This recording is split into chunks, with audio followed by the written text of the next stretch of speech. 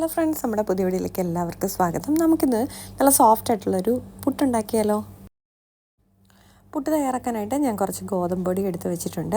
നമ്മുടെ പുട്ട് നല്ല സോഫ്റ്റായിട്ട് കിട്ടാനായിട്ടുള്ള ഒരു കുഞ്ഞു ടിപ്പാണിത്. അതായത് നമുക്ക് പുട്ട് തയ്യാറാക്കുന്നതിന് മുമ്പ് നമ്മുടെ ഗോതമ്പ് പൊടി 1 മിനിറ്റ് നമുക്കൊന്ന് ലോ ഫ്ലെയിമിലിട്ട് ഇതുപോലെ ഒന്ന് ഡ്രൈ റോസ്റ്റ് ചെയ്തെടുക്കാം.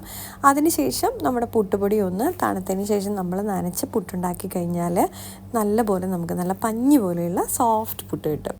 ഇനി നമ്മുടെ പുട്ടുപൊടി ഒന്ന് തണുത്ത് വരട്ടെ. അതിനുശേഷം നമുക്കിതിലേക്ക് ലേശം വെള്ളം തളിച്ച് നമ്മുടെ പുട്ടിൻ്റെ പൊടിയൊന്ന് നന്നായിട്ടൊന്ന് നനച്ചെടുക്കണം. ഞാൻ അതിലേക്ക് കുറച്ച് തേങ്ങയും കൂടെ ചേർത്തിട്ടുണ്ട്. ഈ സമയത്ത് നമുക്ക് വേണമെങ്കിൽ ലേശം പഞ്ചസാരയും കൂടെ ചേർത്ത് കൊടുക്കാം കേട്ടോ.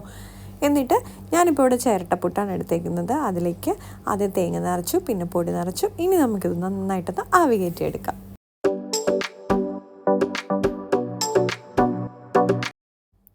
ഇപ്പം നമ്മുടെ സോഫ്റ്റ് പുട്ട് ഇവിടെ തയ്യാറായിട്ടുണ്ട്. അപ്പോൾ നമുക്ക് വൈകിട്ടാണെങ്കിൽ നല്ല പഞ്ഞി പോലെ ഇരിക്കും കേട്ടോ. അപ്പോൾ എല്ലാവരും ഇതുപോലെ ഒന്ന് ട്രൈ ചെയ്ത് നോക്കണം. ലൈക്ക് ചെയ്യാനും ഷെയർ ചെയ്യാനും കമൻറ്റ് ചെയ്യാനും മറക്കല്ലേ. അടുത്ത വീഡിയോയിൽ വീണ്ടും കാണാം. നന്ദി, നമസ്കാരം.